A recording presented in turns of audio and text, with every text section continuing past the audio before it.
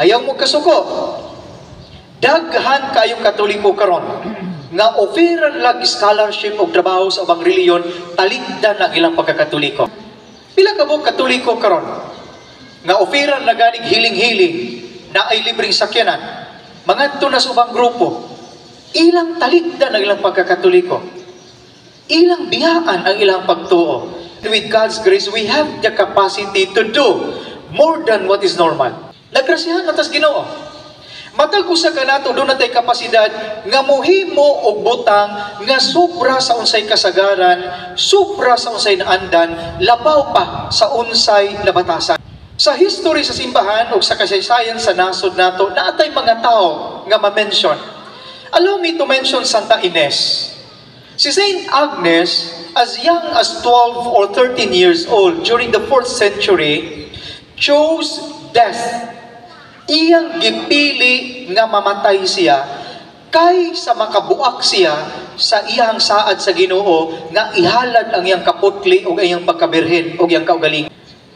Niining pangidaruna nga 12 anyos, unya imong pilion nga mamatay kay sa imong pakaslan ang usa ka importanteng tao at that time nga suod kayo sa emperador sa Roma. That is something abnormal. Imagine ha, batanon pa kaayo, 12 anyos pa siya. Pero nakaako siya nga mopili nga mamatay siya kaysa iyang supakon ang panaad sa Ginoo nga iyang ihalad ang iyang pagkabirhen. That is something more than the ordinary. Si San Lorenzo Ruiz nga una nga martir nga Filipino chose death. Iyang gipili ang kamatayon kaysa iyang talikdan ang iyang pagkakatoliko o ang iyang pagkakristyano sa dihang gi-offeran siya og usa ka importanteng pwesto sa katilingban sa Hapon that time. That is abnormal. Ngano magaingon tag abnormal? Magpakamatay ka, unya di ay offer diri nga nindot kaayo, pero imong gibalibaran ang nindot nga offer kay imong gipili nga magpakamatay para sa imong gituuhan. That is something more than the usual. Ngano more than the usual lang siya? Ayaw mo kasuko.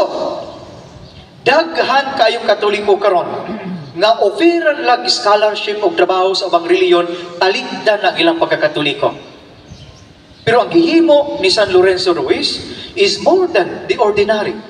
Pila ka mo Katoliko karon nga oferan na ganig hiling-hiling na ay libreng sakyanan, mga na sa ubang grupo, ilang talikdan ang ilang pagkakatoliko, ilang biyaan ang ilang pagtuo, not for conviction of the faith, pero tungod sa offer nga nindot kaayo. Mga higsuon, si San Lorenzo Ruiz was offered the same thing during his lifetime, pero iyang gipili ang kamatayon. Sa ato pa di ay naagyo di ay kapasidad ang tao nga gihatag nga grasya sa Dios diya kaniya nga mobuhat og labaw pa sa unsay normal para lang makahimog maayo o para sa Ginoo. Apan, while we have an endless list sa mga tao nga kayang mohimo og labaw pa sa naandan para sa maayo para sa Ginoo, sad to say, o ayaw pud mo kalain, daghan sa katilingban karon nga eksperto kaayo nga mohimog sobra sa unsay naandan, dili para sa Ginoo kundi para sa dautan.